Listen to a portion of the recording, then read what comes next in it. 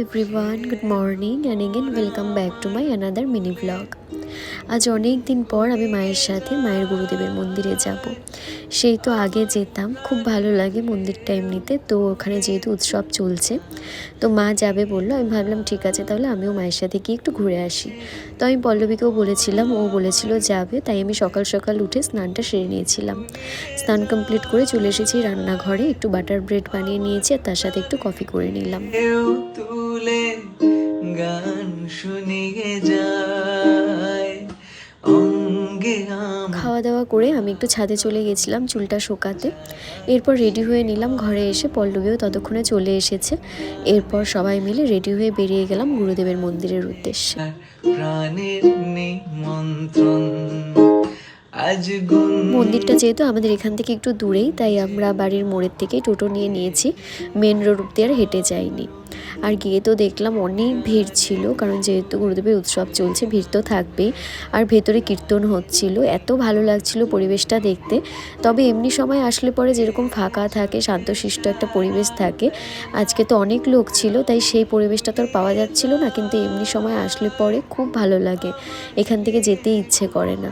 এরপর মা পুজো দিয়ে নিল, তারপর মায়ের কয়েকটা ছবি তুলে দিলাম। এরপর আমরা প্রসাদ নিয়ে রওনা দিলাম বাড়ির দিকে, কারণ বাড়িতে গিয়েও তো আমার আবার বিকেলে একটু প্ল্যান ছিল। পল্লবী, সুদেশনা, অঙ্কিতা আমাদের তিনজনের বেরোনোর কথা ছিল।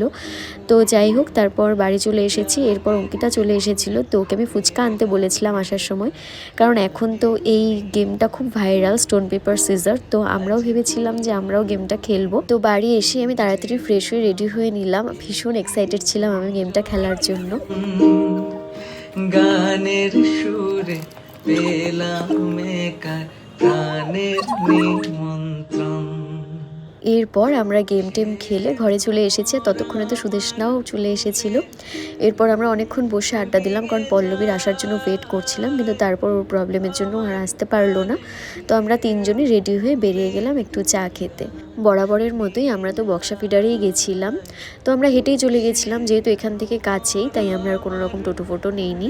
তো আমরা ওখানে গিয়ে বসলাম আর প্রথমে অর্ডার করলাম কফি, কারণ ইচ্ছে হচ্ছিল না আর আজকে চা খেতে। তো আমরা তিনজনই বললাম যে কফি খাবো। এরপর আমরা কিছুক্ষণ আড্ডা দিলাম, তারপর এখানে আমাদের কফিও চলে এসেছে। আর তারপর আমরা অর্ডার করেছিলাম চিকেন পকোড়া, তার সাথে ভেজ মোমো। প্রত্যেকটা খাবারই এখানে ভীষণ ভালো।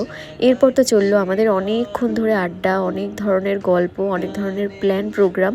আর এই করে করে কোন দিক দিয়ে যে আমাদের টাইম পাস হয়ে গেল আমরা বুঝতেই পারলাম না। সন্ধ্যেটা খুব সুন্দর কাটিয়েছিলাম, আর আজকের পুরো দিনটা সব কিছু মিলিয়ে বেশ সুন্দর কাটলো। সো চলো, দেখা হচ্ছে তোমাদের সাথে নেক্সট কোনো ব্লগে। For now, by.